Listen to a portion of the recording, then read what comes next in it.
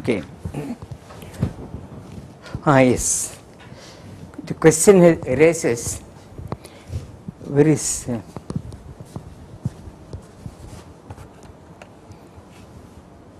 because see, I am here till basically February end. Okay, but the class how it goes is depends on the audience, and now we have to basically tell Nemani for this up to December. Okay, so question is, would you people be here and you want the class to go on till say middle of December or something like that, or you are going home?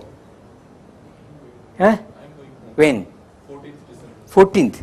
So that's okay. Until 14th we can have. Then we can by early January you have to be back. Am I right? So we can decide if you want to continue. Okay.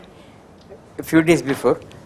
I doubt that I will finish even from the time constraints.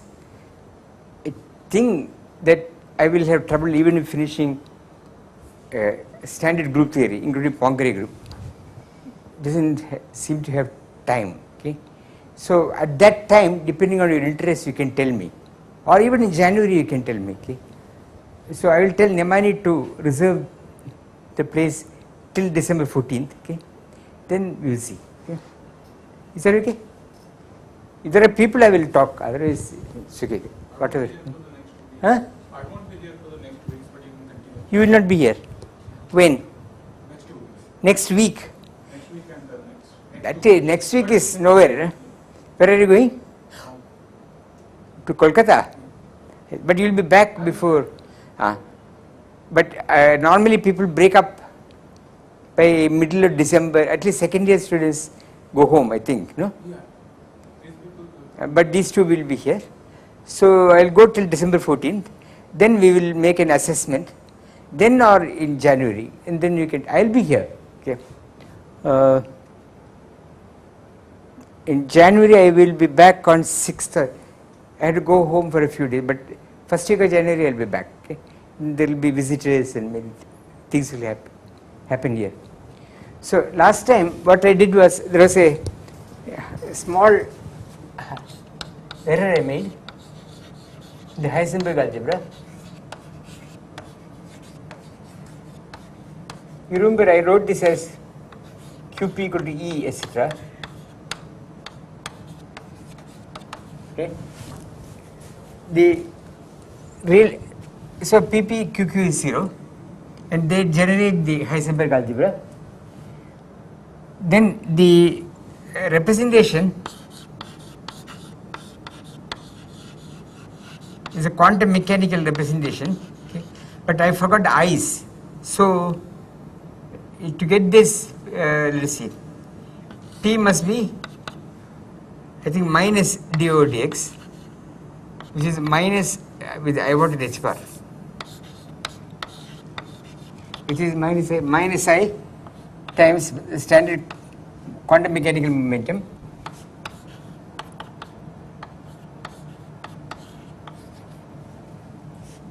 and Q is I times the position operator, I think. QP, I want to get Q is that right? IQ, yeah, and E is I times h bar. Okay. There are I's, I told you, this is the representation, but these operators will become anti-Hermitian operators. Okay, when you go into a Hilbert space, okay, and if you order, this is a quantum mechanical representation.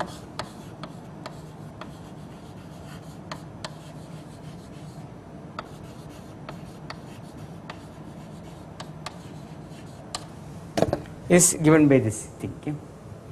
And h bar now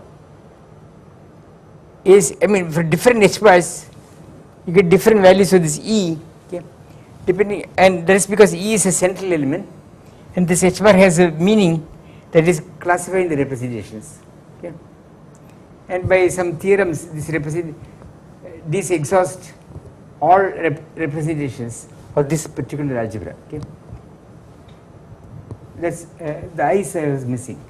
Now today I promised, then we showed also that the Casimir invariance, okay, recall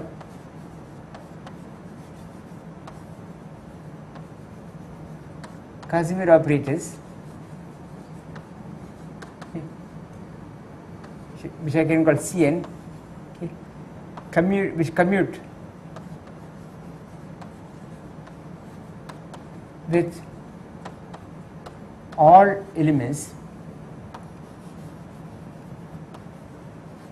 of the Lie algebra, okay, become Cn will become some constant lambda n times unit operator in an IRR, in an irreducible representation.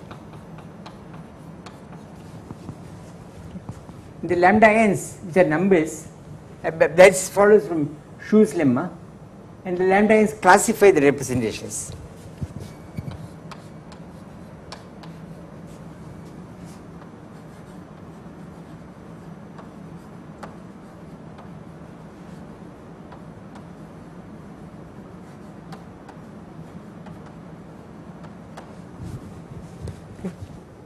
So I want to go more deeply into this. Okay. Now, before I do that, I want to look at the following thing, more on adjoint representation. Let's write. Let me make a side definition. Simple Lie algebras.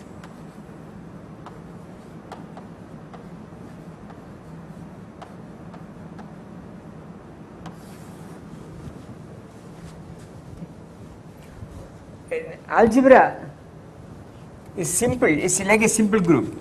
An algebra is simple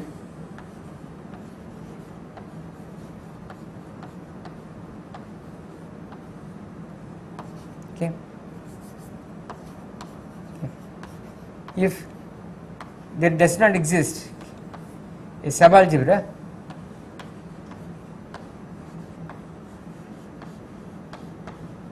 L0 commuting with all of L. Okay. So there does not exist L0, such that L0L is 0.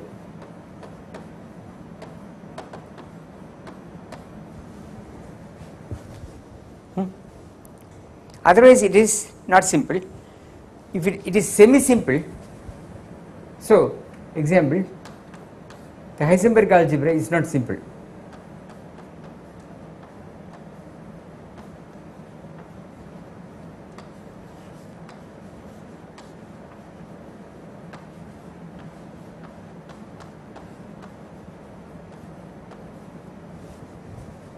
Okay, because why is it not simple? The center, this is since L0, the invariant the subalgebra is simply all complex multiples of the center. It commutes with everything. Okay. The SU to Lie algebra is simple.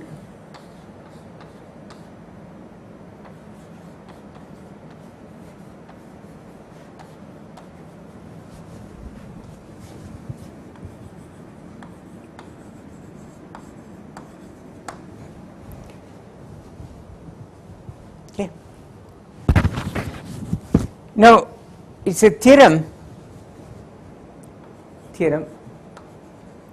Karta,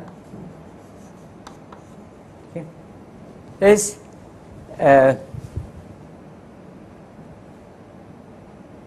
any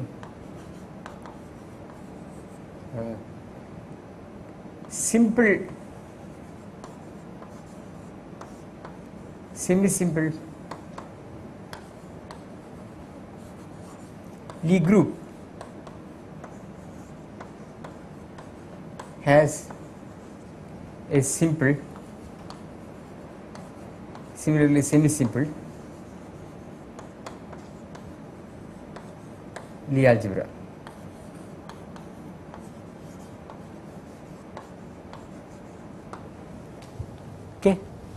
yeah,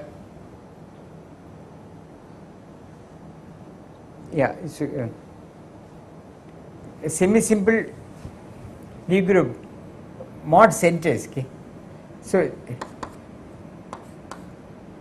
this you can put use universal cover.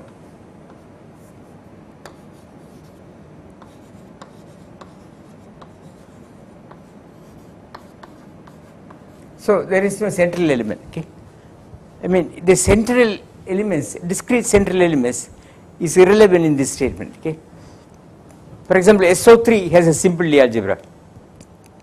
So you can always go to the universal cover, which does not have this discrete central elements, and then you can work with that. Okay? This is a remark. Okay? Now, this is a side remark. That's because, and I introduced it because I want to look at the adjoint representation, more on the adjoint representation.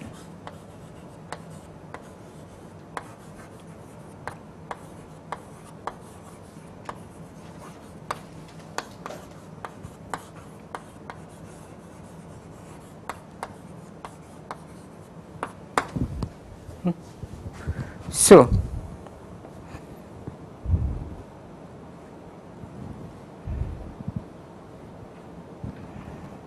okay, let me call. Okay, so we have what we have got is given.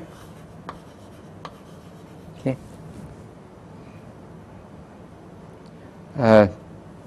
the Lie algebra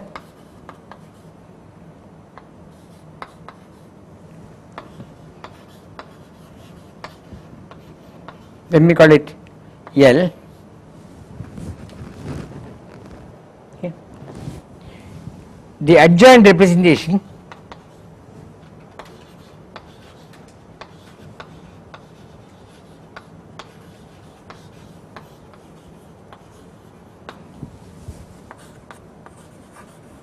okay, add, let me call it, okay, maps L in L to a linear operator add L on L by okay, add L acting on some L prime is a commutator of L with L prime. Okay. This is a linear combination of the L's. Okay. So, if let us say what did I use here? Yeah, Li is a basis for L, then add Li acting on Lj, probably I should put a bracket here. Okay. So I am finding the matrix of Li in its own basis. This is the commutator of Li with Lj, okay, which by definition is Ckij Lk, but this can be written as Lk.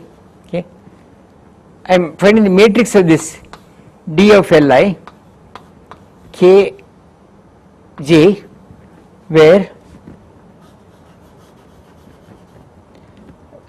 DLi is matrix of Li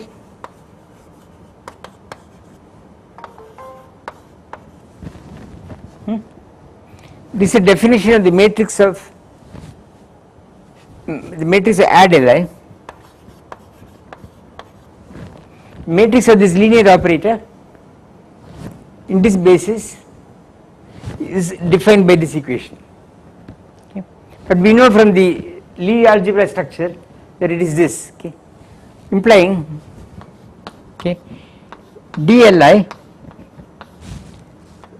Jk Kj DLi K is Ckij.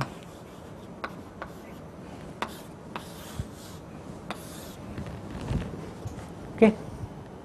So the structure constants interpreted correctly, okay, it will be thought of as a matrix in the Kj indices, provides for you a representation of the Lie algebra called the adjoint representation. Okay. By exponentiating, okay, the corresponding group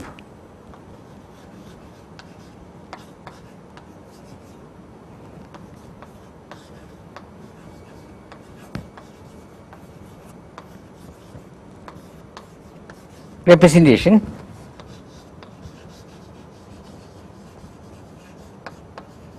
okay,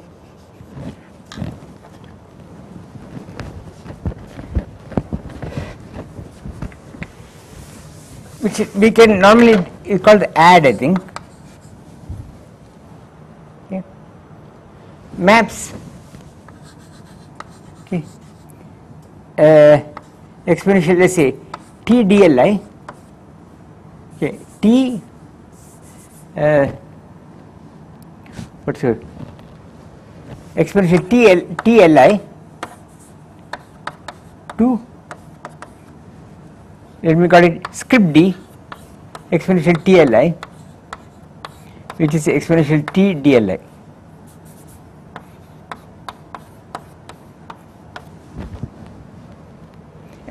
As a matrix.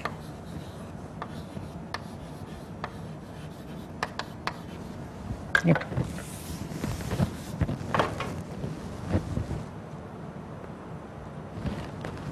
Notice that add of exponential tli acting on Lj is exponential tli Lj exponential minus tli. It acts by conjugation because this is the exponentiated map. So each term, say tli will act with li conjugating it, the square of it will conjugate it twice, third will, they are all captured by this direct equation. So what we mean by the adjoint representation is the one where the group acts on its Lie algebra by conjugation. Okay. So this is important. Okay.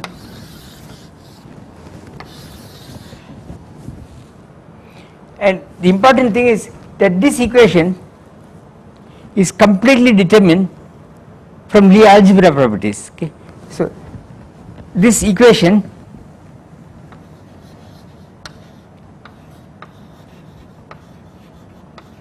comes only, let me see, from Lie algebra properties.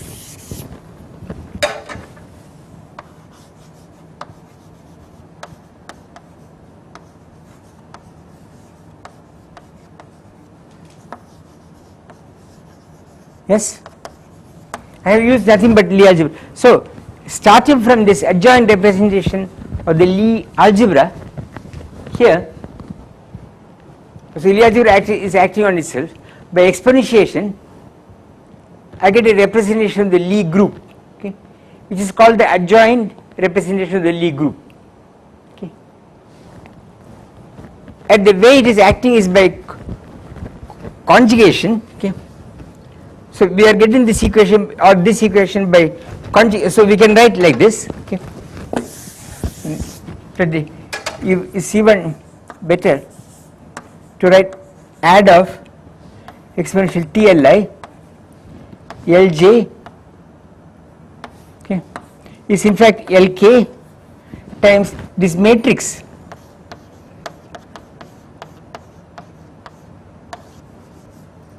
Kj. So this is my matrix script d exponential tli. Yes. Okay. So this matrix I have written here is this matrix here, and what I want to emphasize is that this equation here None of this involve anything specific except Lie algebra and commutation relations. So if I evaluate this equation in any representation, it is still true. Okay. Since we use only Lie algebra properties,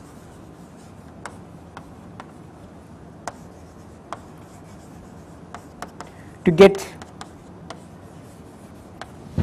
this equation, call it 1, okay. It is valid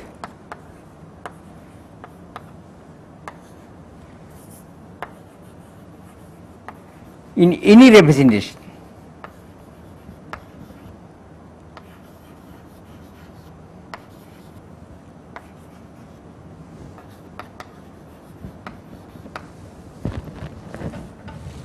Okay. Let me give you examples so you know what I am talking about. Okay. Let us look at example A. Let us take SO3 rotation group. Okay. Then in the spin 1, this is the Lie algebra representation is, okay, the Lie algebra is spanned by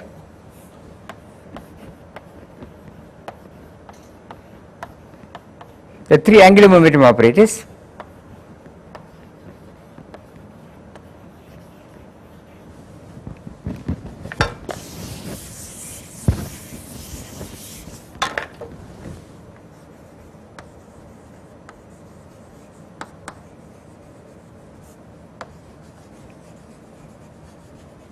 Let me call it L1. Okay. So remember L1 I jk was minus I epsilon I jk. Okay, I am using the Hermitian form, so there are i's floating around. Never mind. Okay. Now this equation, suppose I take IT Li1 Lj1 exponential IT minus IT Li1. So I am computing the action by conjugation in spin 1 representation. So it will be some matrix Lk1, multiple commutators. So it will be the rotation matrix, okay, of this matrix exponential T Li IT Li1 Kj. This is a rotation matrix by rotation around axis I by an amount T. But if I had done the same thing in SU2, where, okay,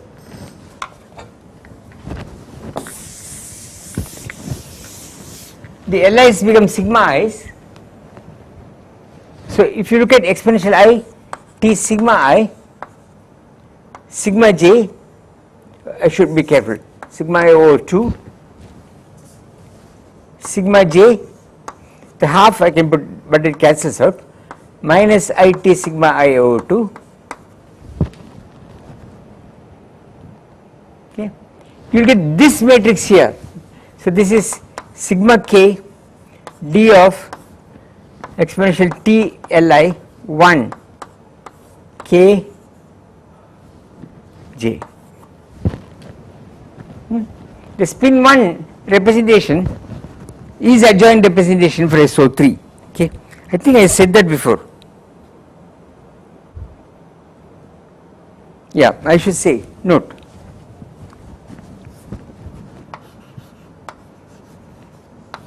Since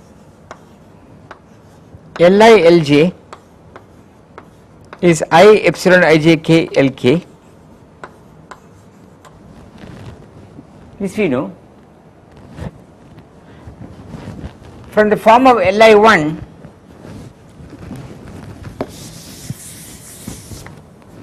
from form of Li1 we see that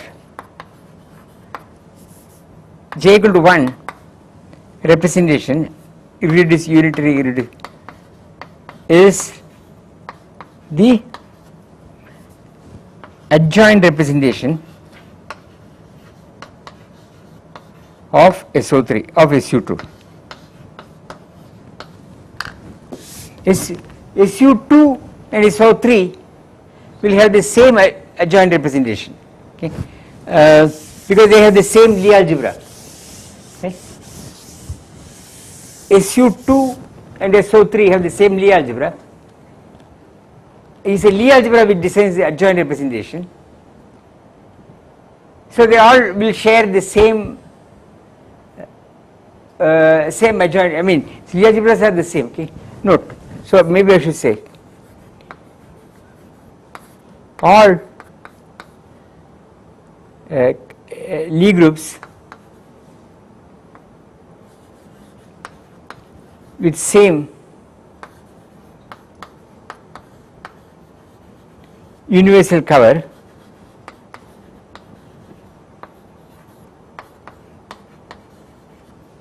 have the same Lie algebra, have the same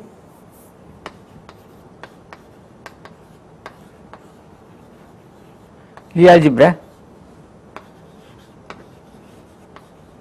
and hence adjoint representation. Okay. Is that clear?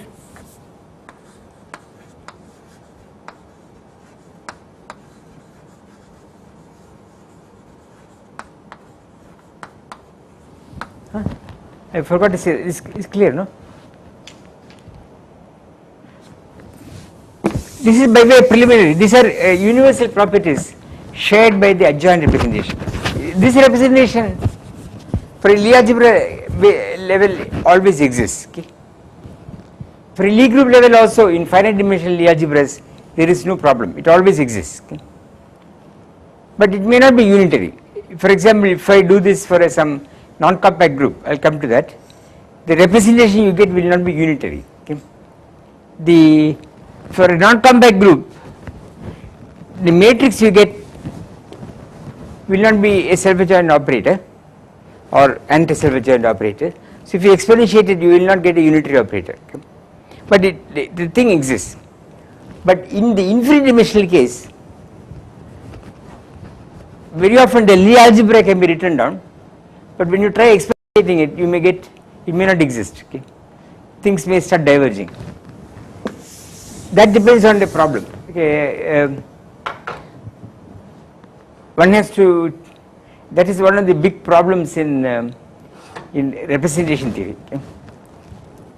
But for us, this is correct. But this preliminary was done to tell you about something very important, namely the Cartan killing form.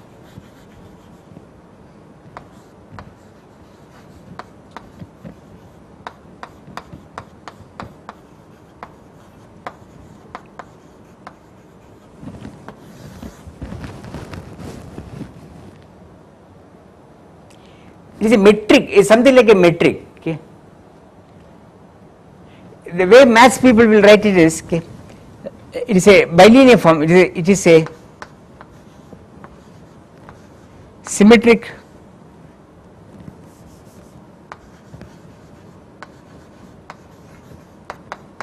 bilinear form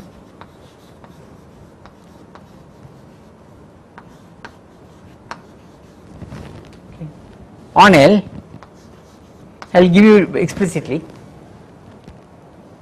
on the Lie algebra, okay, defined by I think usually written as G, on L defined by G L prime. So bilinear, symmetric bilinear form is simply trace okay, of add L add of L prime.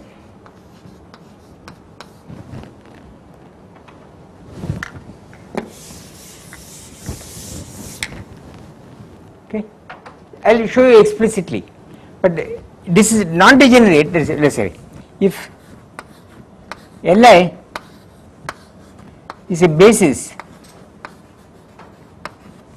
for L, okay.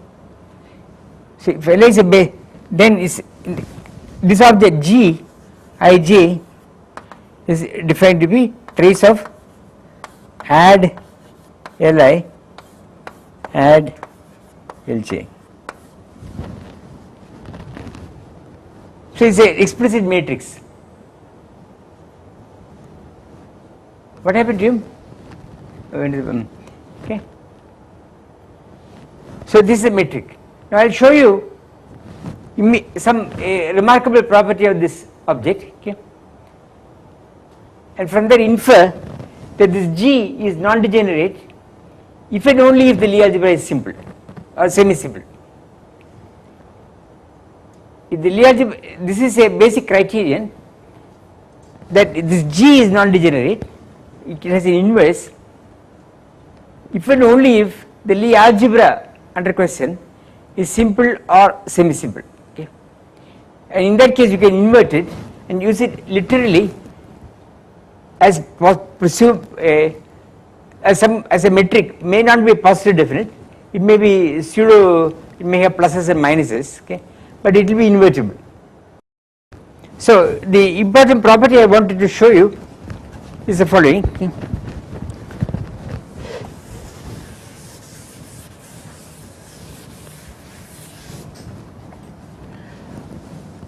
Let S be the element of the group, be the element of the associated group,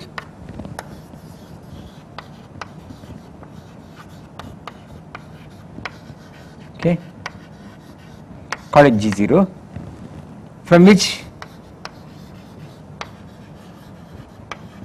L comes. Okay. We have seen that up to central these discrete elements, okay, or you can take the universal cover. The Lie algebra on exponentiation gives you Lie group, and conversely the Lie group gives you Lie algebra. So let me call this G0. Then let me look at the following trace of, okay, I can do the following, okay, I can take add S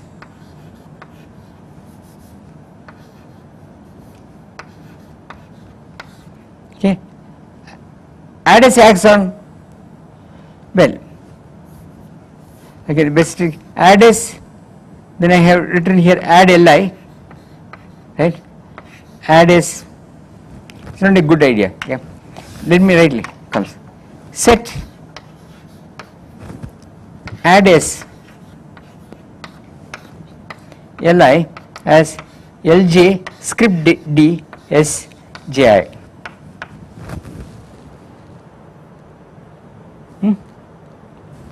And think of the following, okay, let me write Gij, let me write it in the matrix form, is trace of dLi dLj, but these are the matrices. I introduce a notation or the, so add Li or have these matrices in the basis we have chosen. So I write it in terms of the matrices. The reason is then I can do everything quite explicitly. Is equal to trace d of S, okay, dLi d of S inverse. Then I can write d of S dLj d of S inverse.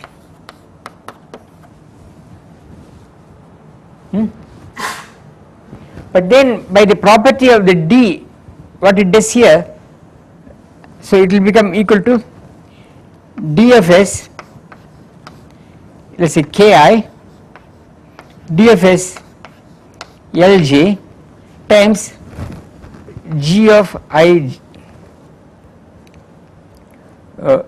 g of kl.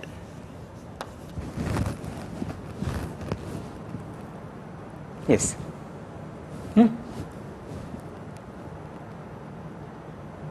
Yes. So G,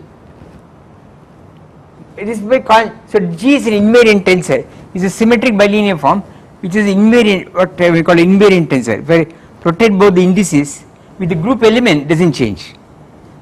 Okay. Yeah. Huh? I will show you that this is non-degenerate, provided the group is simple. Otherwise it is not, if the group is simple. Now,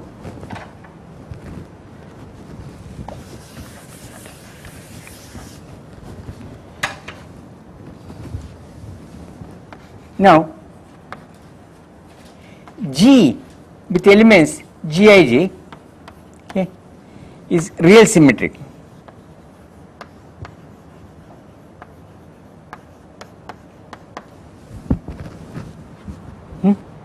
It's real because it is a real because okay, this L being real, a real algebra,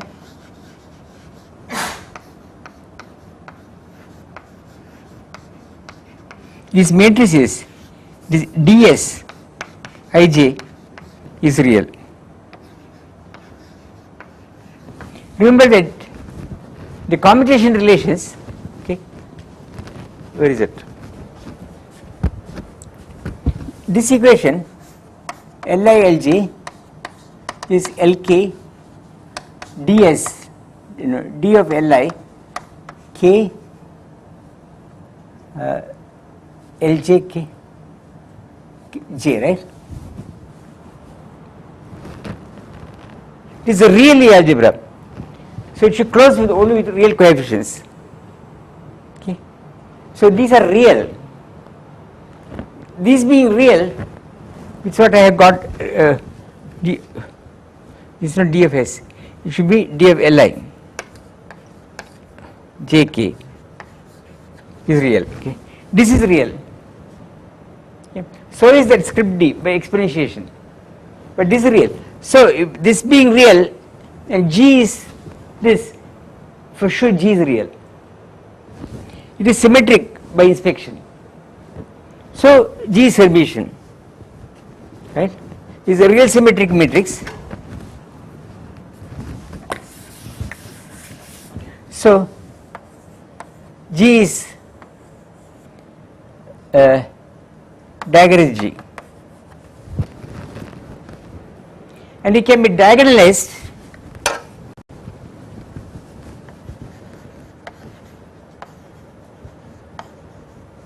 it's not. Anyway, this is okay. This now. Now suppose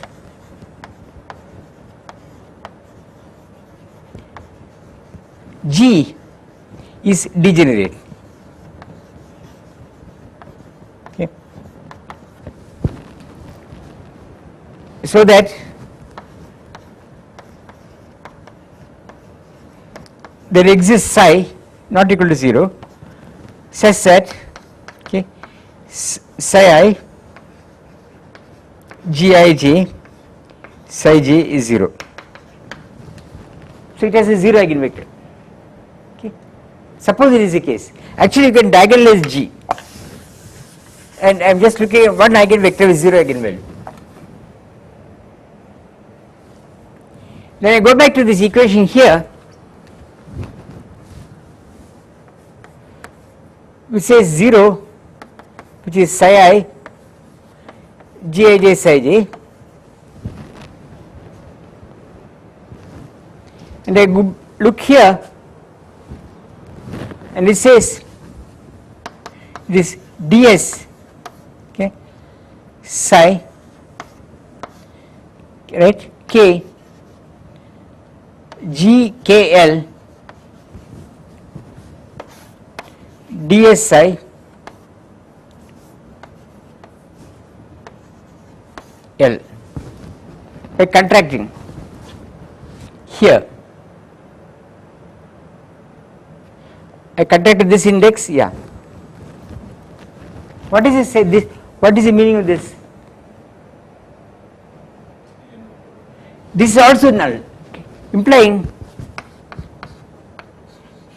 dsi, okay, is also has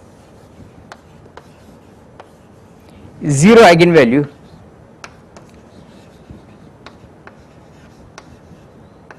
for G, okay.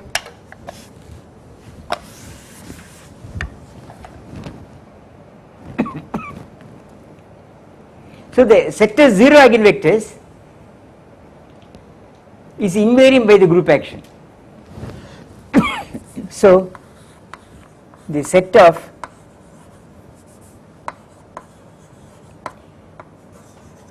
eigenvectors with 0 eigenvalue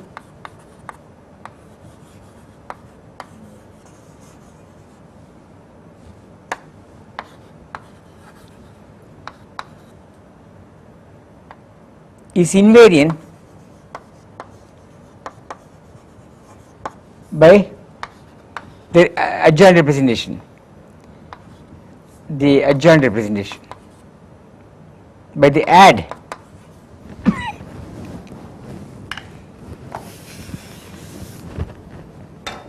okay, and hence the group representation, and hence by the small add representation.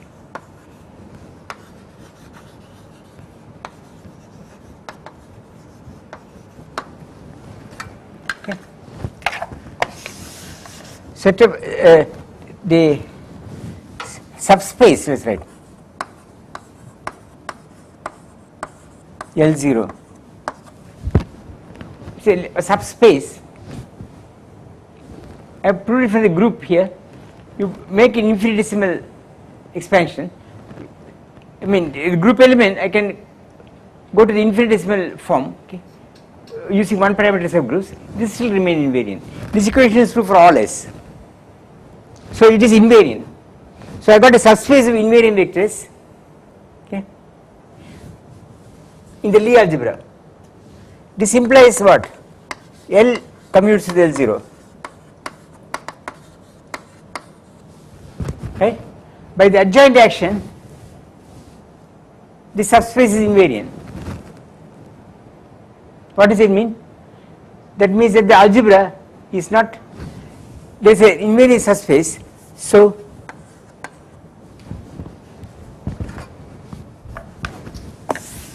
the algebra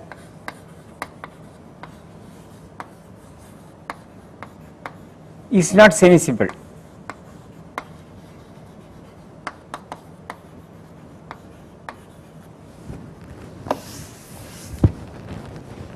Okay, because the semi-simplicity said that there is no such invariant subalgebra.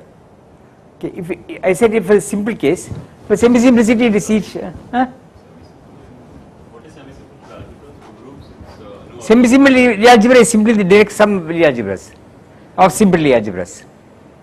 A semi-simple Lie algebra is the direct sum of simple Lie algebras. Okay, or yeah, this that is the best way to say it. A semi-simple, or you have to say like we did in the case of groups. The problem with this I am less sure, because there are all these nilpotent algebras and so on. Nilpotent algebras are not. No, I don't. At this moment, I don't want to say that. But for sure, I can say that a semi-simple Lie algebra is the direct sum of simple Lie algebras. That's what I wrote here. Okay. Because in the Lie algebra case, there are lot of Lie algebras which are nilpotent. That is, if you take this L, you take multiple commutators, there is take L, okay, acting on L, you may get 0. Okay, it will go away, okay, after a while, okay. It's like this Jordan decomposition. If you make a triangular matrices, okay, upper triangular matrices. So if you go on commuting, they will. This kind of thing is not simple, okay. It's not abelian. The algebra is not abelian, okay. But it is not simple. Simple means that there are no invariant subalgebras, okay. Invariant abelian. What did I say? Invariant abelian subalgebras. Okay. So I am little hesitant to say that semi-simple means. What do you say? Abelian invariant subalgebra. A simple algebra has no invariant subalgebra. Yeah. I am little hesitant to say that a semi-simple algebra has no invariant abelian subalgebra. Okay, but I am sure that it is not it is a direct sum of simple algebras. Okay, because this kind of thing I don't know. I don't want to think on my feet. I may say the wrong thing. Okay. This kind of thing happens if you study things like coherent states. You must be familiar with coherent states. This kind of thing happens for Lie groups. These coherent states are important. Okay, in the group theoretical context, then this kind of thing comes. So I am not sure what happens. There are these Borel subalgebras and so on, upper triangular matrices. Okay, so we'll come to it later. So in the cases if it is simply direct sum or simple, then the statements I am making are correct. Okay? And what I have proved is that the metric is degenerate means that the Lie algebra is not semi-simple and the converse is trivial. If it is semi-simple, you can easily show that G is non-degenerate. Okay? The converse is trivial, okay, because of this problem. Converse is easy to prove.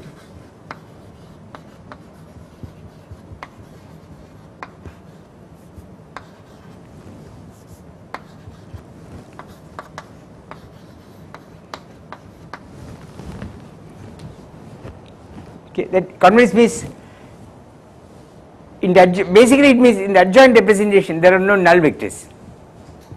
There is a best one way to say what do I mean by a semi-simple Lie algebra is that in the adjoint representation there are no eigenvectors with 0 eigenvalue. Okay. For any element of the Lie algebra. Okay. Okay. So that's not correct. There is the correct way to say there are no invariant subspaces. That's the correct. Not for single elements. So to prove the converse, I have to prove that there are no invariant subspaces in the adjoint representation. If that is the case, you can run this proof backwards and show that G has no 0 eigenvector. Okay, that is the correct way to say. Okay, so all this thing is to show that G has an inverse. So we go back to this equation we had. Okay, okay. And we look, assume, okay, L is semi-simple, okay. Now then we have this equation G is that equation I wrote down here.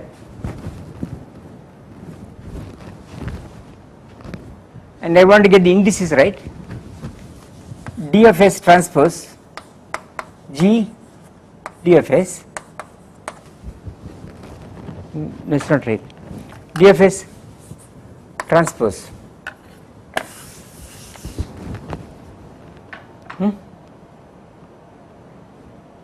Yes. So I take the inverse G inverse, which is DFS inverse G inverse DFS transpose inverse. Okay. Now I want to see, so I want to look at, consider this object. Let me call it C2, which is G inverse Ij trace add Li add Lg.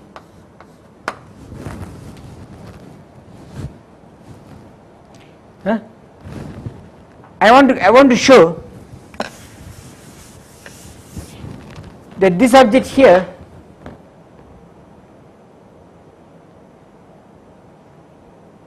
I'm trying to get the, yeah, no, this one right. Wait a minute, I made a mistake.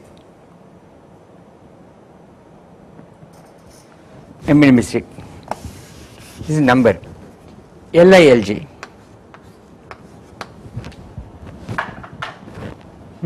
Sorry, this should be elements of the Lie algebra itself. I want to show that the C2 is a quadratic Casimir. If I put the add, you get number. I'm not interested in numbers. Okay. Claim is that claim. C2 is quadratic Casimir.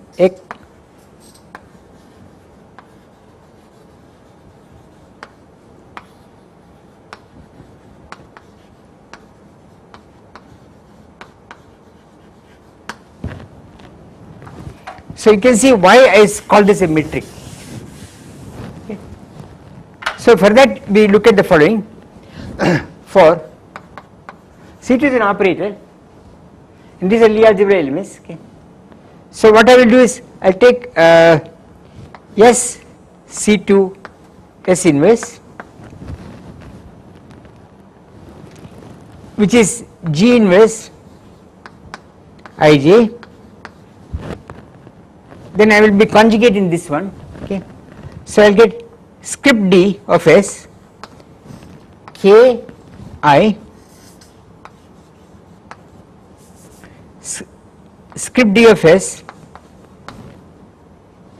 L J L K L L.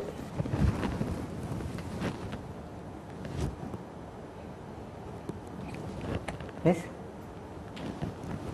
So now I transfer this object here to this to G, but I want to get the indices correct. So this is equal to D of S. This is a Ki, right, okay. G inverse J D of S transpose. Okay. And I can write this as Ij Lij.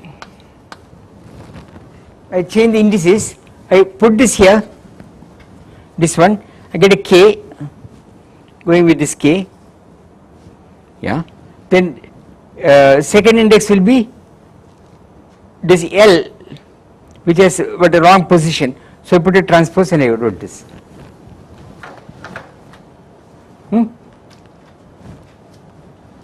But this is, by this equation, this is equal to C2 by 2 with S going to S inverse.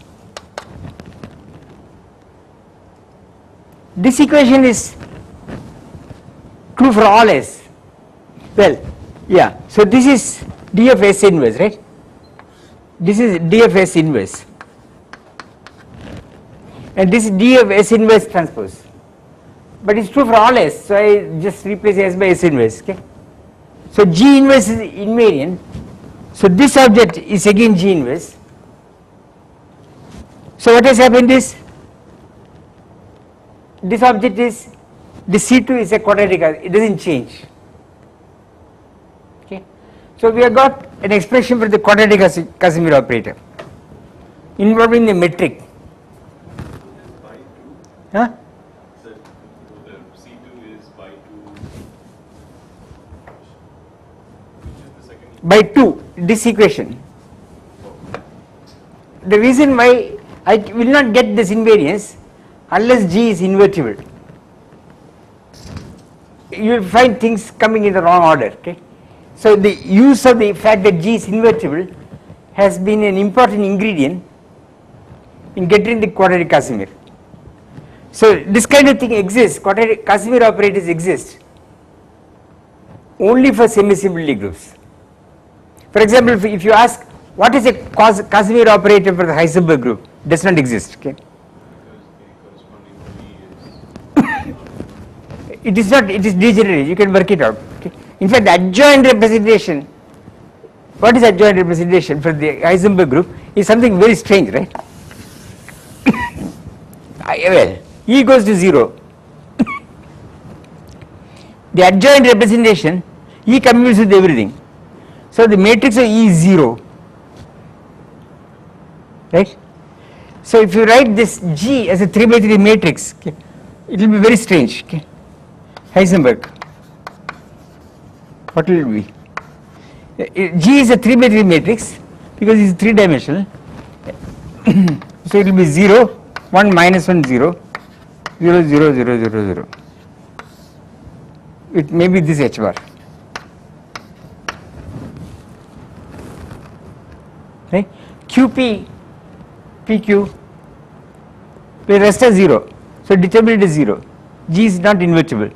It has no quadratic Casimir. In fact, it has no Casimir. Okay.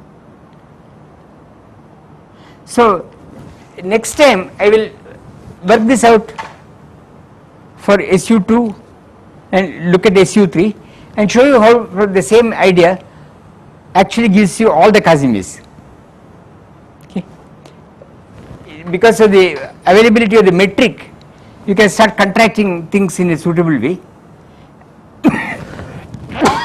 And you can construct more and more Casimirs. Okay.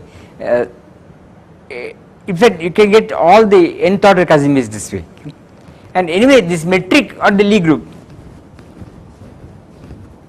plays an absolutely important role. I mean, if you do quantum field theory, there are all these models based on groups, group fields which are valued in groups, nonlinear sigma models, all these sigma models of string theories are of this character, and there you necessarily get the metric on the group, okay, in writing the Lagrangian or the Hamiltonian. Okay. They are called harmonic maps and so on. Anyway, you necessarily get this matrix on the group. Okay.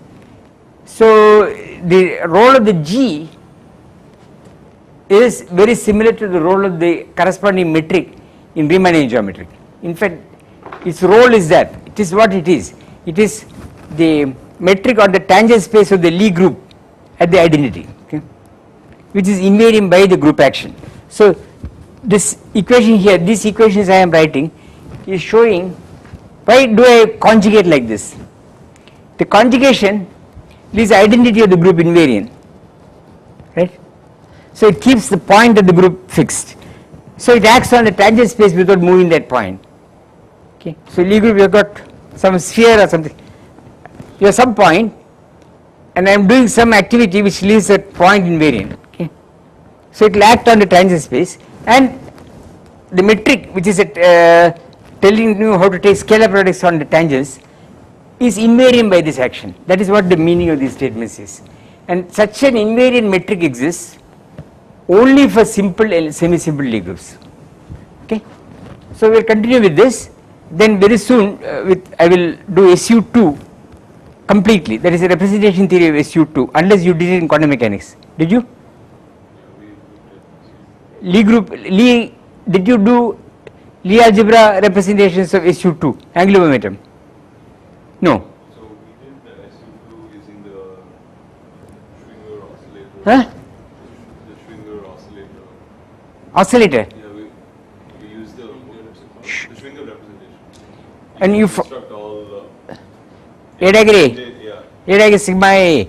But did you find all the matrix elements, everything, or no? Yeah. Of L1, L plus J minus J0. Yeah. You found all that. Okay. You found that. So I will just assume that and show irreducibility. Okay. Okay, then I will go on to tensor methods. Okay, tensor methods for finding representations, which is of very wide applicability, also for SUN. So we will do that. Okay.